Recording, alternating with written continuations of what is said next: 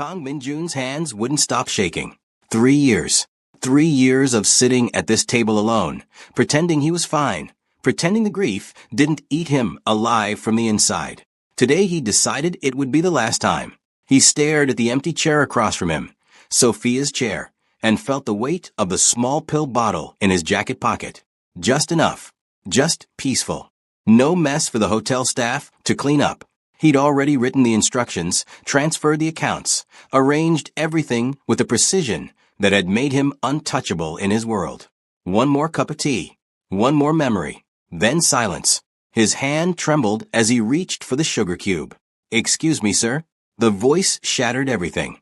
Min-jun looked up, irritation flashing across his face before he could stop it. 2 identical girls stood beside his table. 10 years old, maybe. Dark braids, bright eyes, matching denim jackets over summer dresses. One had a small scar above her left eyebrow, the only way to tell them apart. The lounge seemed to hold its breath. No one approached Mr. Kang uninvited. Ever. "We're not supposed to talk to strangers," the girl with the scar said, glancing at her sister. "But this is an emergency," the other twin finished. Min-jun set down his teacup with deliberate slowness. Several nearby, guests suddenly found their desserts fascinating. His fingers had stopped shaking. "Interesting. I'm certain the staff can help you find your parents." "That's the problem." The scarred twin stepped closer, seemingly unaware she was approaching the most dangerous man in 3 districts. "See that man in the boring suit by the entrance?" Min-jun followed her gaze. The hotel's security manager, Mr. Pearson, was indeed watching them. Pearson's eyes met Min-jun's for a fraction of a second before he looked away, sweat visible on his forehead even from this distance. "He's going to kick us out because we're unaccompanied minors disturbing the ambience." She made air quotes with impressive sarcasm for a 10-year-old. "Then perhaps you should wait outside." "Our mom is on a really important phone call," the second twin said, desperation creeping into her voice. "Her boss is being totally unreasonable about her taking tomorrow off for our school thing. And if she loses this job, we can't afford." "Maya, stop." The first twin grabbed her sister's arm. "Maya, so the one with the scar was—" Min-jun felt the pill bottle pressing against his ribs. He should send them away. Finish what he came here to do. End this. But his hands had stopped shaking for the first time in hours. "What exactly do you want from me?" he asked. The twins exchanged a look, one of those silent conversations that only siblings could have. "Would you pretend to be our dad?" the scarred twin asked. "Just for like 5 minutes, until our mom finishes her call?" Min-jun actually laughed. The sound felt foreign in his throat, rusty from disuse. Around them, people shifted uncomfortably. They'd never heard Mr. Kang laugh before. "Absolutely not. Please." Maya clasped her hands together. "You look sad. Sad people are usually nicer than happy people." The observation hit him like a fist to the sternum. He stared at this child who'd somehow seen through his expensive suit and controlled expression, past the reputation that made grown men stammer, straight into the hollow space where his heart used to be. Not sad. Destroyed. Finished. Done. Except his hands had stopped shaking. "That's Mia's superpower," the scarred twin. "She sees things about people." "And Mia's superpower is being bossy," Maya added. "I prefer natural leader." Min-jun glanced at the empty chair. At Sophia's chair. She would have loved these children, would have invited them to sit immediately, ordered them hot chocolate, made them laugh. What would Sophia want? Not this. Not the pill bottle. Not the ending he planned. "Mr. Pearson is coming over," Mia hissed.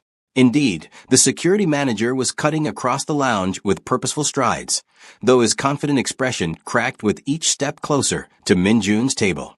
Min-jun made a decision. Maybe the last good one of his life. "Sit down," he said quietly. The twins dropped into chairs so fast they nearly toppled backwards. "If you're already hooked, drop a comment below. Trust me, this gets better." "Mr. Kang." Pearson arrived, slightly out of breath, his voice careful and measured. "I apologize for the disturbance. These children were instructed. These are my daughters." Min-jun's voice could have frozen water. "Is there a problem?" Pearson's confident expression crumbled into confused apology. Every ounce of blood drained from his face. I wasn't aware you had." I don't advertise my private life. Min-jun lifted his teacup with steady hands now, no tremor at all. Protecting these strangers required the same armor he wore when handling his organization's affairs. We're having tea, unless the Meridian Plaza has started discriminating against families. Of course not. My deepest apologies, Mr. Kong. Please, enjoy your afternoon. Pearson bowed before retreating. The twins stared at Min-jun with something approaching awe. That was amazing, Maya breathed. You didn't even raise your voice, Mia added. How did you make him so scared? Min-jun selected a lemon tart from a stand, placed it on a small plate, and slid it toward Mia. Then another for Maya. His silence was answer enough. The pill bottle felt lighter in his pocket. Less urgent. We won't make you regret this. They spoke in unison, then giggled. Min-jun watched them devour the tarts with unrestrained joy.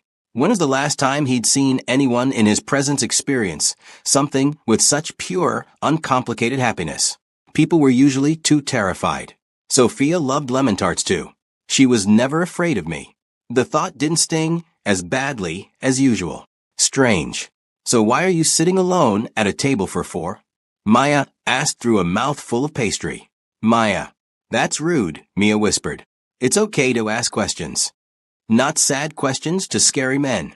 I'm not scary, Min-jun said, then reconsidered. Well, I am. But not to you. Why not? Mia tilted her head. Because you just saved my life without knowing it. I haven't decided yet, he said instead. Maya grinned like she'd won something. So why the big table?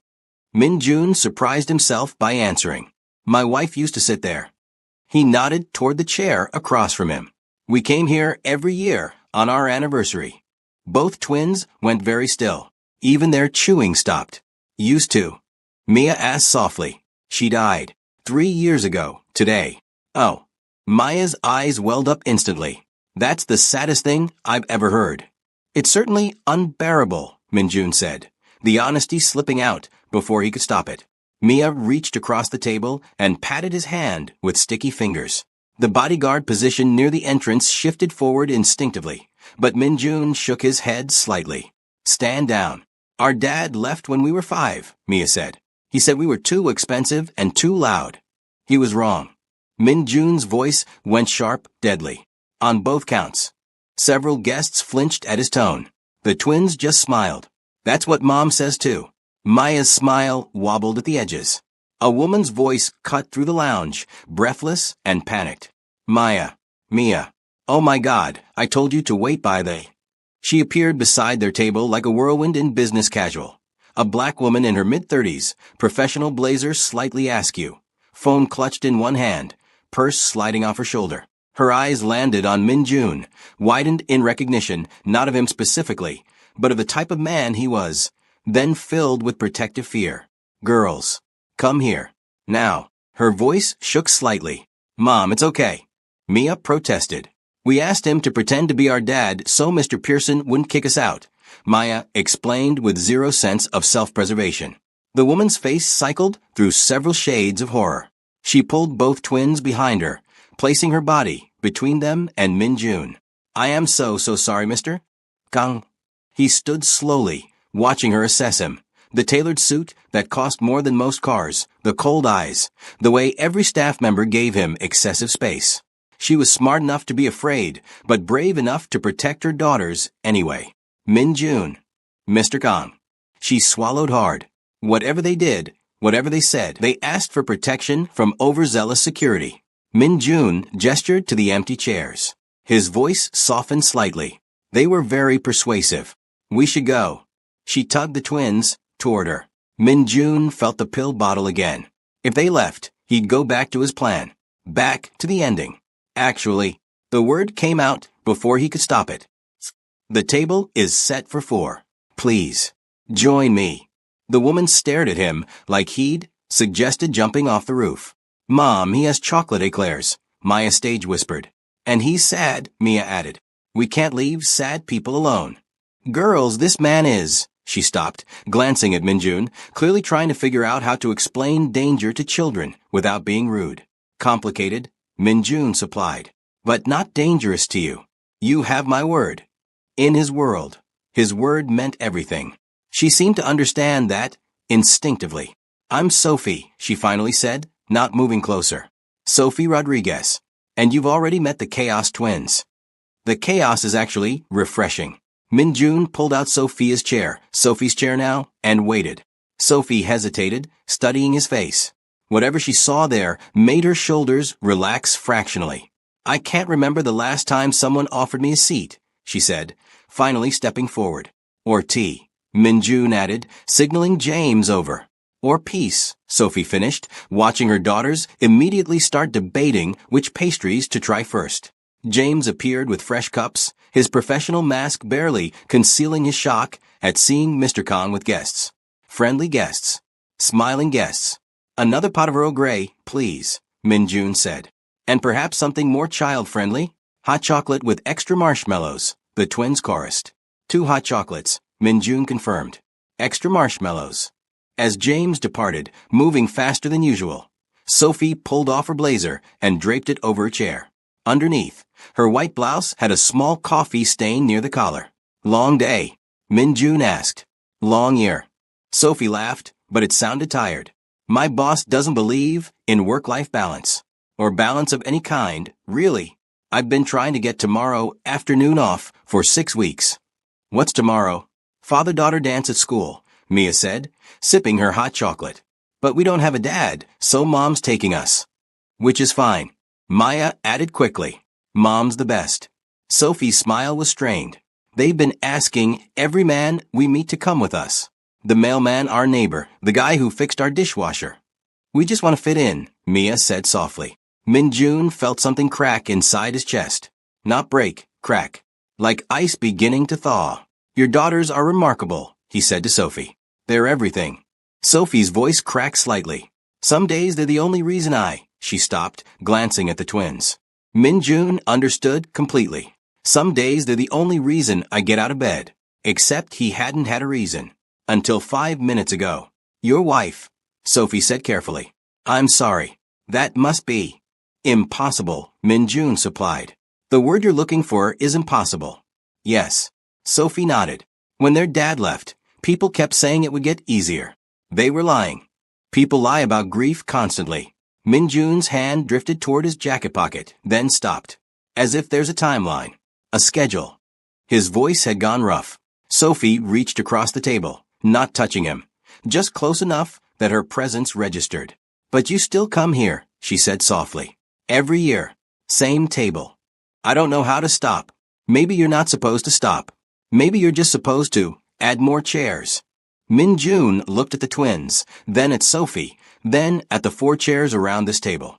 In his pocket, the pill bottle felt like a mistake now. A close call. A path not taken. That's terrifying, he admitted. Yeah. Sophie smiled. Most good things are. The twins negotiated the last macarons with elaborate fairness. Sophie sipped her tea with visible relief. Min-jun sat among them, his hands completely steady now, and felt something he hadn't felt in 3 years. Hope. The violin quartet transitioned into something softer, more intimate. Around them, the lounge had resumed its elegant rhythm, though Min-jun noticed several guests still stealing glances at his table. Let them look. Let them wonder why Kong Min-jun, a man who controlled half the city's underground operations through fear and calculated violence, was sharing tea with 2 children and their exhausted mother. He didn't care anymore. So what do you do, Mr. Kong? Sophie asked, wrapping both hands around her teacup. The twins looked up from their hot chocolate, marshmallow mustaches forgotten, suddenly interested in adult conversation. I manage certain interests, Min-jun said carefully. Business ventures that require discretion. That's a fancy way of saying something mysterious, Mia observed. Maya leaned forward, eyes sparkling. Are you a spy? Maya. Sophie's face flushed. That's incredibly rude. It's fine. Min-jun almost smiled.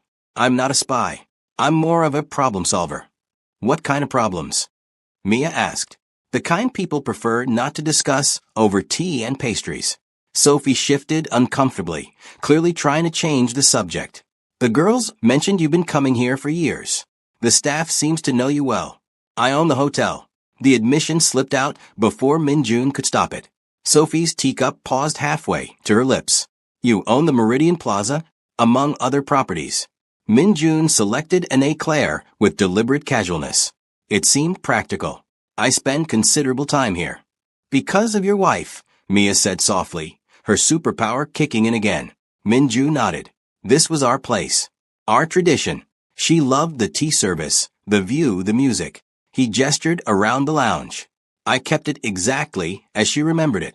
That's romantic, Maya sighed. That's grief, Min-jun corrected gently. Romance implies hope. This is just remembering. Sophie set down her cup, her expression shifting from polite interest to genuine empathy. How did you meet her? No one had asked him that in 3 years. People either avoided mentioning Sophia entirely or offered meaningless condolences. But Sophie's question felt different, not intrusive, just curious. Human. At a restaurant, Min-jun said. I was conducting business. She was the chef. She cooked. Mia's eyes widened. Brilliantly. She could make anything taste like heaven. Min-jun's voice softened despite himself. I went there every week for 6 months before I had the courage to speak to her. 6 months. Maya giggled. That's a long time to be shy. I wasn't shy. I was terrified. Min-jun met Sophie's eyes. She was light. I was not. I couldn't imagine why she'd waste time on someone like me. But she did, Sophie said quietly. She did. For 7 years, she made me believe I could be different. Better. Min-jun's hand tightened around his teacup. Then she got sick. Pancreatic cancer. 6 months from diagnosis to, he stopped, unable to finish. The twins had gone very still, their usual energy dimmed by the weight of adult sadness. Sophie reached across the table again, and this time her fingers brushed his. Just briefly. Just enough. I'm sorry, she whispered. So am I. They sat in silence for a moment, the quartet playing something melancholy and beautiful. James appeared with fresh tea, refilled their cups without a word, and disappeared again. What about you? Min-jun asked, needing to shift focus away from his own devastation. You mentioned a difficult boss. Sophie laughed, but it held no humor. Difficult doesn't begin to cover it. I run a catering company. Well, I work for a catering company. My boss, Richard, thinks 18-hour days and weekend shifts are building character. He sounds terrible, Mia declared. He is terrible, Sophie agreed. But he pays slightly better than my other options, and slightly better means the girls can stay in their school. So? She shrugged, exhaustion evident in the gesture. You went to culinary school? Min-jun asked. 2 years at the Institute of Culinary Arts. Top of my class. Pride flickered across Sophie's face, then faded.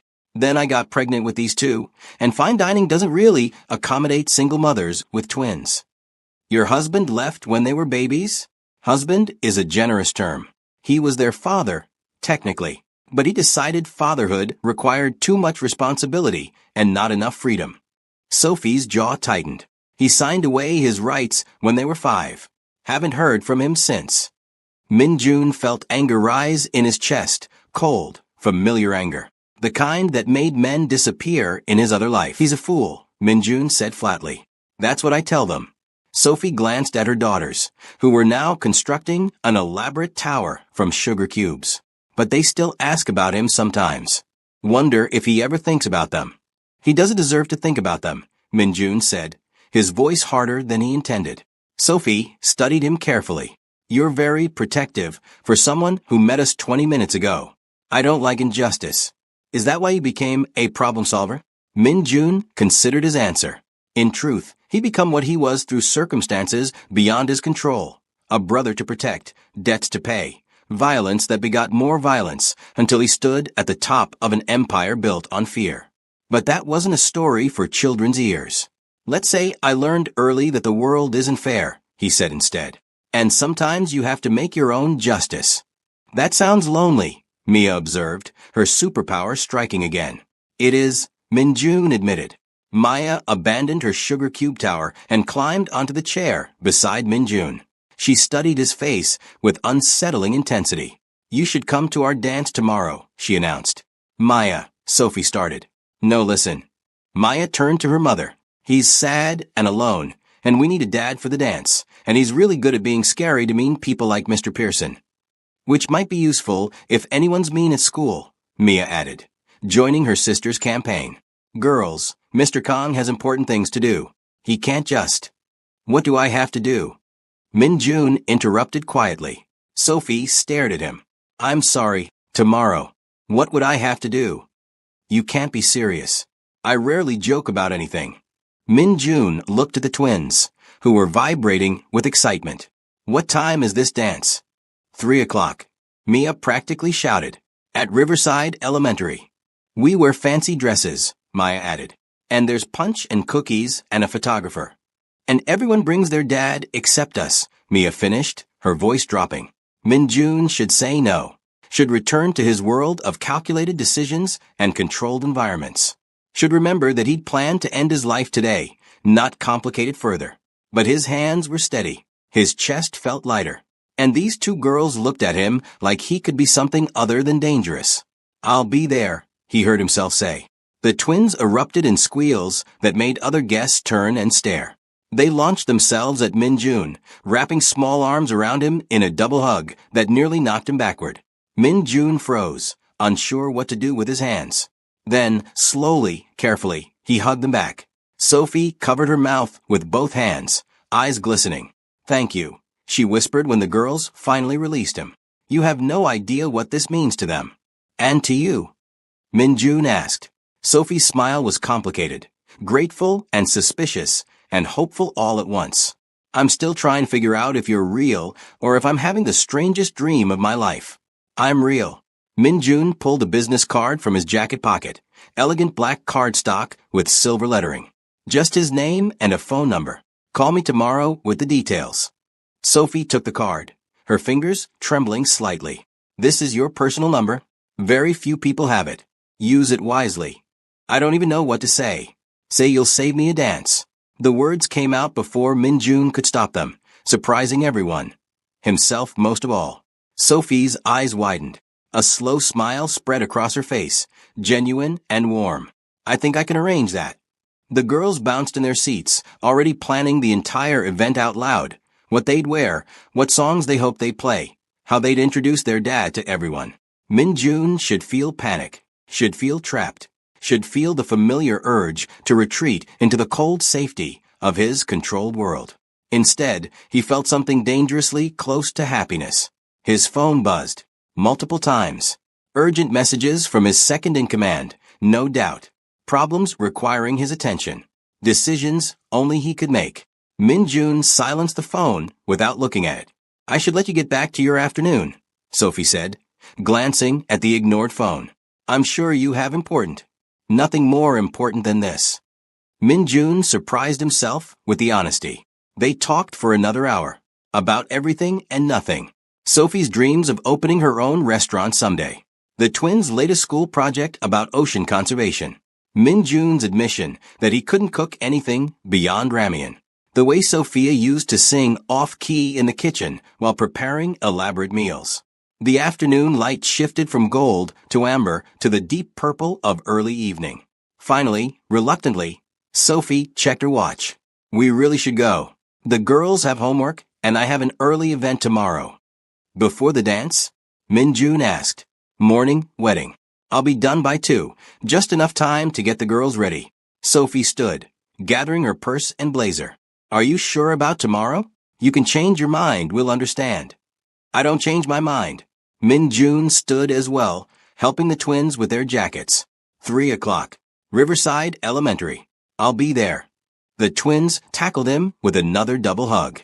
Thank you, thank you, thank you, they chorused. Min Jun walked them to the elevator, his bodyguard following at a discreet distance. In the lobby, other guests parted instinctively, giving them space. Sophie noticed, her expression troubled. People are afraid of you, she said quietly as they waited for the elevator. Yes. Should we be afraid of you? Min Jun looked at her daughters, then at Sophie. No, never you. Why not? Because you saved my life today. Because these children gave me a reason to keep breathing. Because for the first time in 3 years, I felt something other than emptiness. Because I gave you my word, he said instead. The elevator arrived. Sophie herded the twins inside, then turned back. Min-jun. She used his first name for the first time, testing it carefully. Yes. I'm glad we interrupted your tea. Min-jun's throat tightened. If she only knew how much of an understatement that was. So am I. The elevator doors closed. Min-jun stood watching the numbers descend, feeling the absence of their presence like a physical thing. His phone buzzed again. 17 missed calls. 43 unread messages.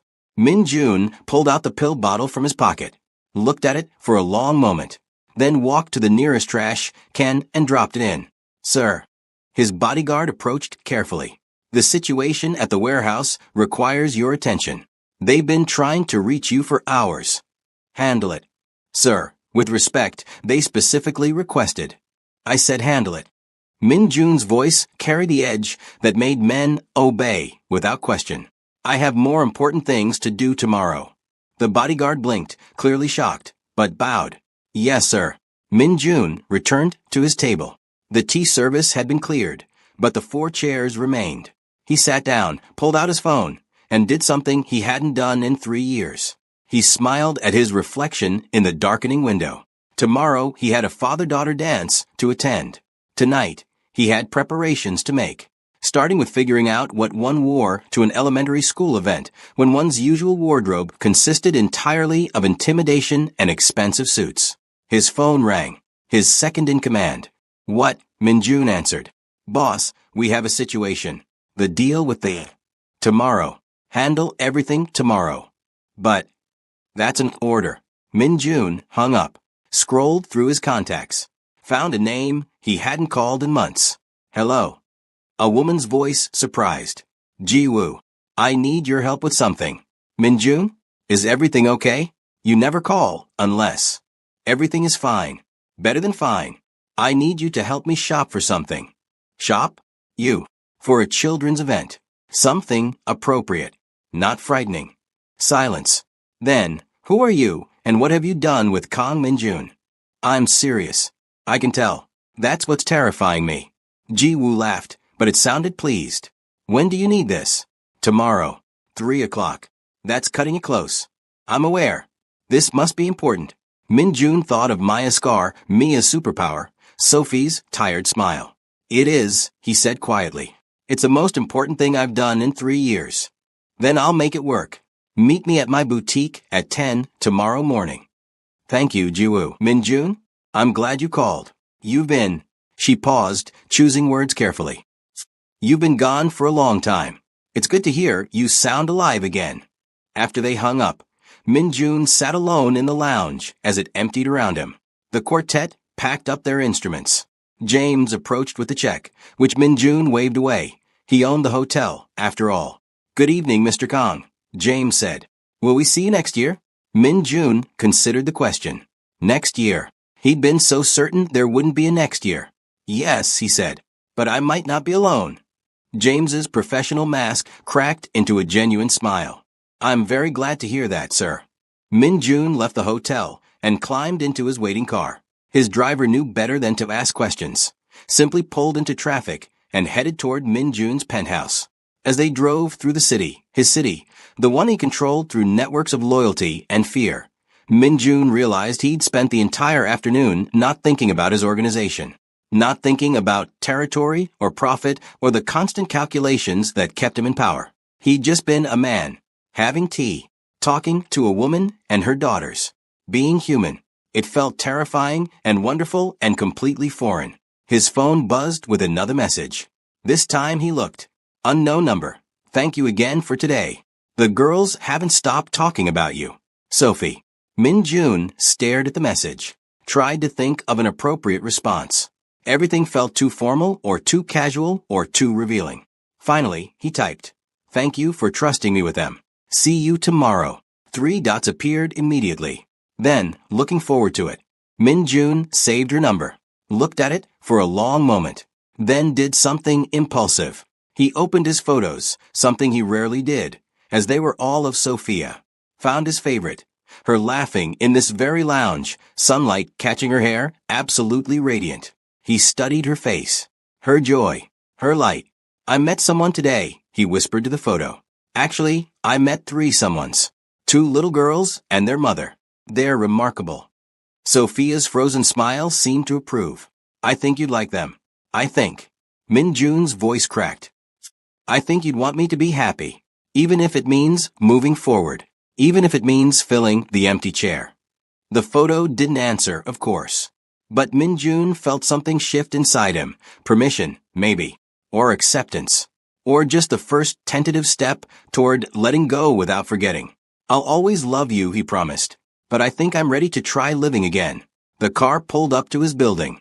Min Jun climbed out, phone in hand.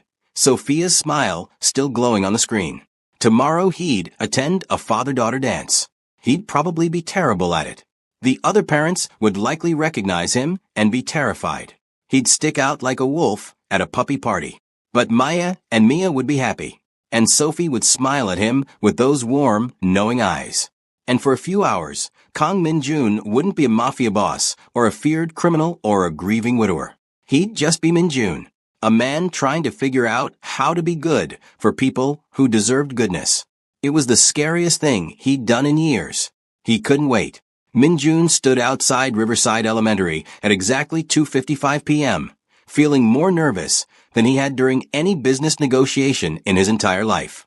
Ji Woo had done well. Instead of his usual black suits, he wore charcoal slacks, a soft gray sweater, and a wool coat that made him look almost approachable. Almost. His bodyguard waited in the car half a block away, under strict instructions to remain invisible. Parents streamed past him into the gymnasium, most offering polite smiles before recognizing something in his bearing that made them hurry along. A few fathers nodded respectfully, the kind of respect that came from recognition, not friendship. Min Jun checked his phone. 2:57 p.m. His second-in-command had called 6 times this morning. Min Jun had ignored every call. Min Jun. He turned. Sophie was rushing toward him, slightly out of breath, looking absolutely beautiful, in a simple navy dress. The twins flanked her, matching in pink dresses with white cardigans, their braids adorned with ribbons. You came, Sophie said, and he heard genuine surprise in her voice. I said I would. I know, but I thought maybe you'd wake up and realize this was completely insane.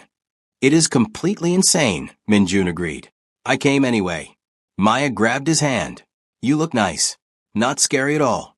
Well, maybe a little scary, Mia added. But like good scary. Like a superhero. Min Jun looked down at these 2 girls who'd saved his life without knowing it, and felt something warm expand in his chest. Shall we? He offered his arm to Sophie. She hesitated, then slipped her hand into the crook of his elbow. Fair warning. This might be awkward. Elementary school events are a lot. I've handled worse. Have you handled 40 10-year-olds hopped up on punch and cookies? Point taken. They entered the gymnasium together. Streamers hung from the ceiling in pastel colors. A DJ set up in one corner was already playing age-appropriate pop music. Tables lined the walls, covered in snacks and decorations. Parents and daughters filled the space, laughing and taking photos. The moment they entered, conversations died. Every parent within eyeshot turned to stare. Min Jun felt Sophie tense beside him. Everyone's looking, she whispered. Let them look. A woman approached, mid-40s, overstyled hair, clearly the PTA president based on her clipboard and air of authority. Sophie, so glad you could make it. Her eyes slid to Min Jun, widened slightly, then snapped back to Sophie with practiced politeness. And this is Min Jun, Sophie said, her voice steadier now. The girl's father. The lie came out so smoothly that even Min Jun almost believed it. Oh, I didn't realize you were. The woman's smile became strained. How wonderful. Welcome, Mr. Kang. Mr. Kang. Please, enjoy the festivities. She retreated quickly, already whispering to another parent. That was Mrs. Patterson, Sophie murmured. School gossip extraordinaire. By tomorrow, everyone will know you exist. Does that bother you? Sophie considered the question. Ask me in 24 hours. The twins dragged him toward the dance floor, where other father-daughter pairs were already swaying to the music. Min Jun stood frozen, suddenly aware he had no idea how to dance with children. Just hold our hands and sway, Mia instructed. It's not complicated. Unless you want to spin us, Maya added. Spinning is fun. Minjun took their hands carefully, as if they might break. The girls giggled and started bouncing to the music, pulling him into their orbit. And just like that, he was dancing at an elementary school father-daughter event. Around them, other parents stared. Some whispered. A few fathers nodded in recognition, men who knew exactly who Kang Minjun was and were smart enough to keep their distance. But the twins didn't notice.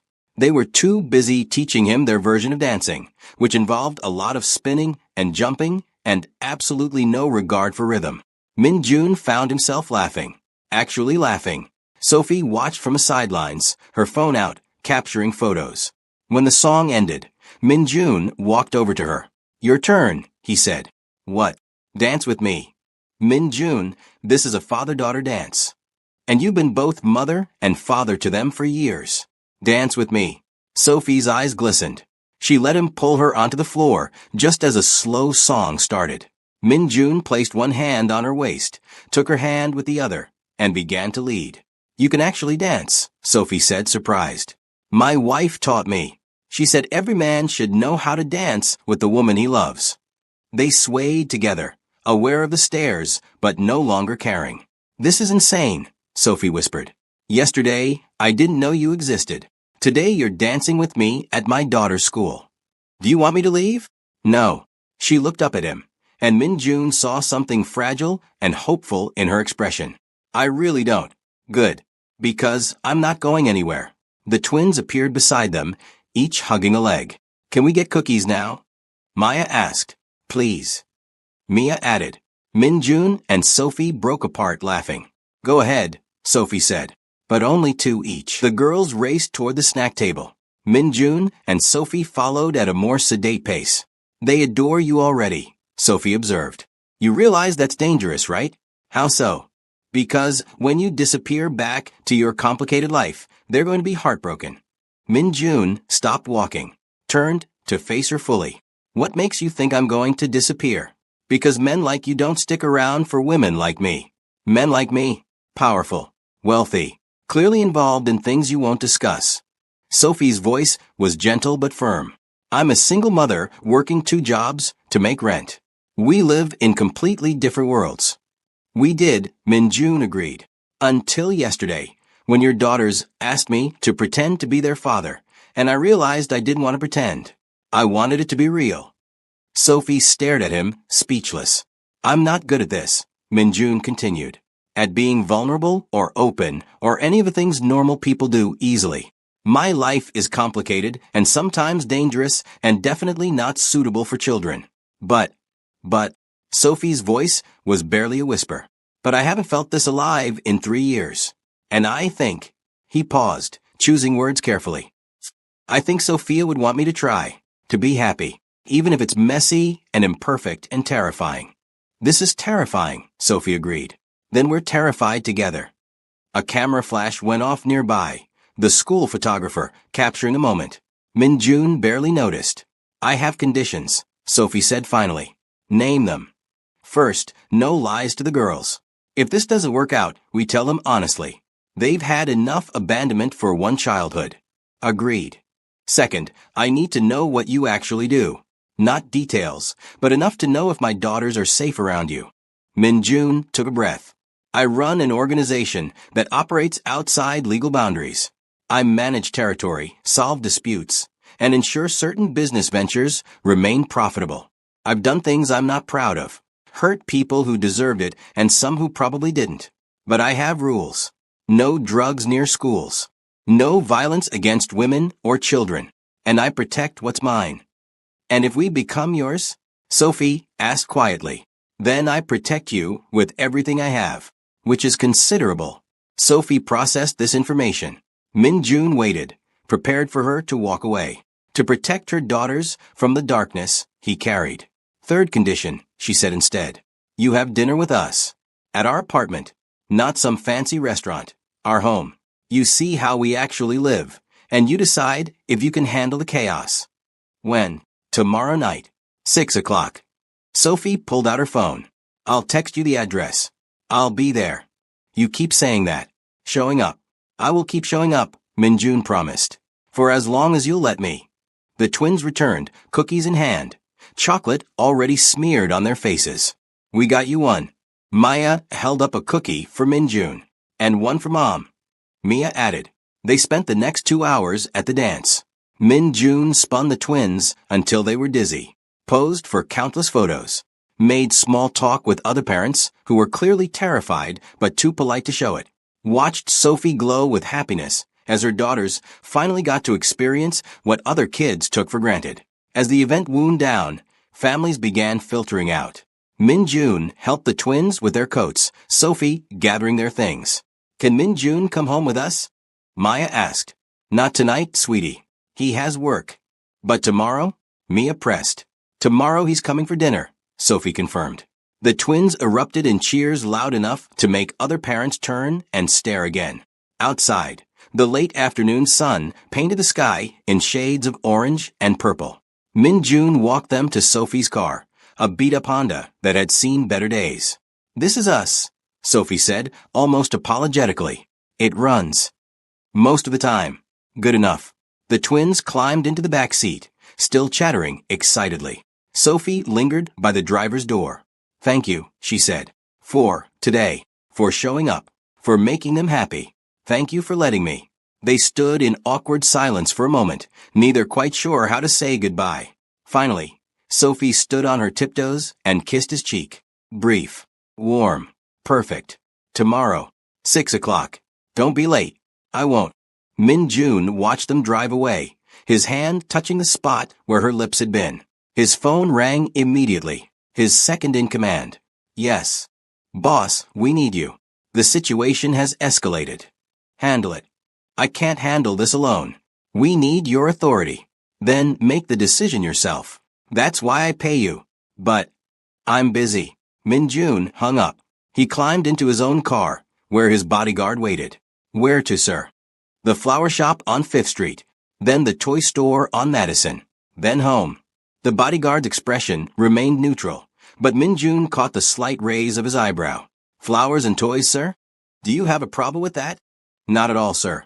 They drove in silence for a moment. Sir, if I may ask, what happened yesterday? Minjun thought about the question, about the pill bottle in the trash, about 2 little girls who'd seen through his armor straight to his broken heart, about a woman brave enough to give him a chance despite knowing he was dangerous. I remembered how to live, he said simply. The next evening, Minjun stood outside a modest apartment building in a neighborhood he technically controlled but had never actually visited. He held a bouquet of flowers for Sophie and 2 wrapped presents for the twins. He was 15 minutes early. At exactly 6 o'clock, he knocked. The door flew open immediately. Maya and Mia stood there, still in their school uniforms, faces lighting up. He came, they shouted in unison. Of course I came. Minjun stepped inside, taking in the small but tidy apartment. Mismatched furniture, photos covering every wall, the smell of something delicious cooking. I said I would. Sophie emerged from the kitchen, wearing jeans and a sweater, hair pulled back, completely beautiful. You brought flowers, she said, taking the bouquet. And presents. Mia pointed to the wrapped boxes. Those are for after dinner, Sophie said firmly. Minjun, make yourself comfortable. Dinner's almost ready. The twins dragged him to the couch, showed him their school projects, their favorite books, their collection of rocks from the park. Minjun listened to everything, asked questions, genuinely interested. Sophie called them to dinner, a simple meal of roasted chicken, vegetables, and rice. They sat around a small table that barely fit 4 people. We usually say grace, Maya said. Is that okay? Of course. They held hands around the table. Minjun found himself between Mia and Sophie, their hands warm in his. Thank you for this food, Maya recited. And for our family. And for bringing Minjun to us. Amen. Amen, they echoed. Minjun's throat tightened. Family. When was the last time he'd been part of a family? Dinner was chaotic. The twins talking over each other. Sophie mediating disputes about who got the last roll, laughter and warmth filling every corner. Minjun couldn't remember the last time he'd experienced something so normal and so perfect. After dinner, the twins opened their presents, art supplies for Maya, a science kit for Mia. They thanked him with fierce hugs that Minjun was getting better at accepting. Sophie put them to bed at 8, reading them a story while Min-jun cleaned up the kitchen. When she emerged, she found him drying dishes, looking completely out of place in his expensive sweater surrounded by her mismatched plates. "You don't have to do that," she said. "I want to." They worked in comfortable silence, washing and drying together. "So," Sophie said, eventually, "still think you can handle the chaos?" "I think the chaos might be exactly what I need." "They're going to get attached." "Really attached?" "I'm already attached." Sophie set down her dish towel, turned to face him fully. "I need to know this is real, Min-jun. I can't let my daughters fall in love with someone who's going to disappear when things get complicated. I'm not going anywhere." Min-jun stepped closer. "I spent 3 years believing my life was over. Then 2 little girls asked me to pretend to be their father, and I realized I didn't want to pretend anymore. I want this. All of it. The chaos and the complications and the mismatched furniture and the simple dinners. I want you and Maya and Mia. You barely know us. I know enough. I know you're brave and strong, and you've built something beautiful despite impossible odds. I know your daughters are remarkable, and they deserve a father who shows up. I know that for the first time since Sophia died, I feel like I have a reason to wake up in the morning." Sophie's eyes filled with tears. "This is insane," she whispered. "Completely insane," Min-jun agreed. "I have baggage, debt, an ex who might show up someday, a boss who will absolutely make my life difficult if I take any more time off. Give me his name." "Min-jun, I'm serious. Give me his name, your debt, any problem you have. Let me help." "I can't ask you to." "You're not asking. I'm offering." Min-jun took her hands. "Let me be part of this. Please." Sophie studied his face for a long moment. Whatever she saw there made her decision. "Okay," she said softly. "Okay, but we go slow. The girls need stability, not a whirlwind. As slow as you need. And you have to promise, if this gets too real, too messy, too much, you tell me. You don't just disappear. I promise." Sophie leaned forward and kissed him. Not on the cheek this time, but properly, softly, full of possibility. When they broke apart, Min-jun was smiling. "What?" Sophie asked. "I haven't been kissed in 3 years." "How was it?" "Worth the wait." They moved to the couch, talking until midnight about everything. Her dreams of opening a restaurant, his guilt about his organization, how to blend their impossibly different worlds. Min-jun was honest about his work, the dangers, the moral ambiguity. Sophie listened without judgment, asking questions, setting boundaries. "I don't want the girls exposed to anything violent," she said firmly. "They won't be, ever. And if your work puts us at risk, then I'll handle it. That's what I do. I handle problems." "What if the problem is you?" Sophie asked quietly. Min-jun considered this. "Then I walk away. I disappear from your lives completely. Because keeping you safe matters more than my happiness. That's not what I want. What do you want?" "I want you to stay. I want the girls to have a father who loves them. I want." Sophie paused, vulnerable. "I want to not be alone anymore." "Then let me stay." 5 months passed. Min-jun became a fixture in their lives. Sunday dinners, school pickups, bedtime stories. He taught the twins basic Korean phrases, helped with homework, attended every school event, gradually becoming less terrifying to other parents. His organization ran smoothly despite his reduced hours. Turned out delegating actually worked when you had competent people. Sophie quit her catering job. Min-jun helped her start her own company, not charity, but a proper business loan with strict repayment terms because Sophie's pride demanded it. Within 3 months, she had more clients than she could handle. They hadn't defined what they were, not officially, but Min-jun kept a toothbrush at the apartment. Sophie had a key to his penthouse. The twins called him Min-jun, but introduced him as our dad to anyone who asked. It was messy and complicated and absolutely perfect.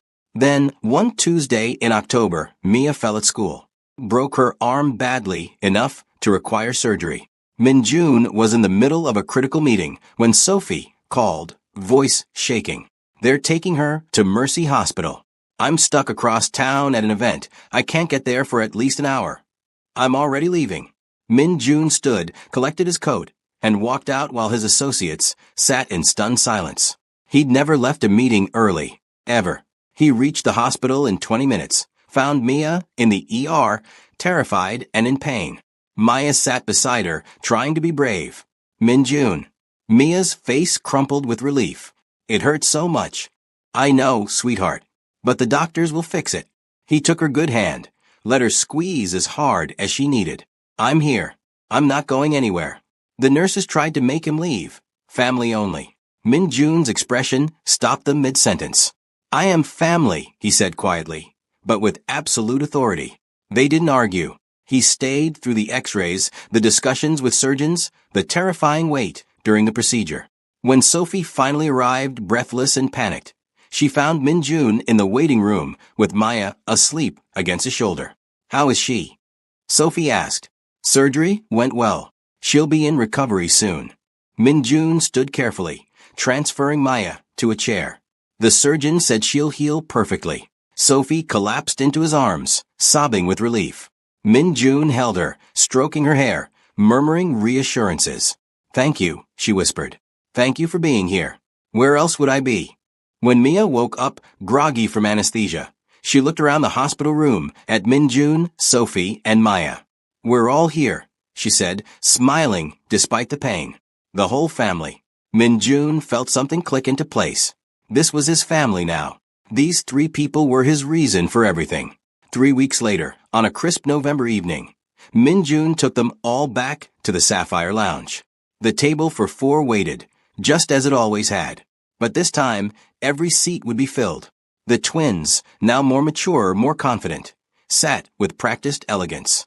Sophie, in a beautiful dress Min-jun had insisted on buying, looked radiant. James served them with a knowing smile. It's good to see you all together, Mr. Kong, he said quietly. Min-jun looked around the table, at Maya's bright eyes, at Mia's cast, covered in signatures and doodles, at Sophie's warm smile. 3 years ago, he'd sat here alone, planning to end his life. Now he sat surrounded by the people who'd saved it. Sophie, he said, his voice steady despite his racing heart. Mia, I have something to ask you. He pulled out a small box, not just 1 ring, but 3. A beautiful diamond for Sophie. 2 delicate gold bands for the twins. The lounge seemed to hold its breath. I know we've only known each other for months. I know this is fast and probably crazy. But Min-jun looked at each of them in turn. You 3 are my family. You've been my family since the day you walked up to this table and asked me to pretend to be your dad. The twins were already crying. I don't want to pretend anymore, Min-jun continued. I want to make it real. All of it. He turned to Sophie, opened the box. Will you marry me? Will you let me be a real dad to your daughters? Will you let me spend the rest of my life making you happy? Sophie covered her mouth, tears streaming down her face. The rings for the girls, Min-jun explained, are a promise. That I will always be there. Always show up. Always love them as my own. Yes. Maya shouted, too excited to whisper. Obviously yes. Mia added. Everyone laughed through their tears. Sophie took Min-jun's face in her hands. You showed up, she whispered. You kept showing up. I always will. Then, yes. 1,000 times yes. Min-jun slipped the ring onto her finger, then carefully placed the bands on each twin's finger. Promises made in gold and love. The lounge erupted in quiet applause. Other guests smiled. James wiped his eyes discreetly. The quartet began to play, the same song that had played when Sophia sat in this chair years ago. But this time, it didn't hurt. This time, it felt like a blessing, like permission to be happy again. Min-jun stood, offered his hand to Sophie. Dance with me. They swayed together, the twins joining them, all 4 of them moving to the music as a family. Min-jun caught his reflection in the window, no longer alone, no longer broken. Just a man who'd found his way back to life through 2 brave little girls and their remarkable mother. I love you, he whispered to Sophie. I love you too. The empty chair was filled, the table complete, and Kong Min-jun, the feared Mafia boss who controlled half the city, felt something he hadn't felt in 3 years. Peace. If this story touched your heart, please like, comment, and subscribe. Share it with someone who needs hope today.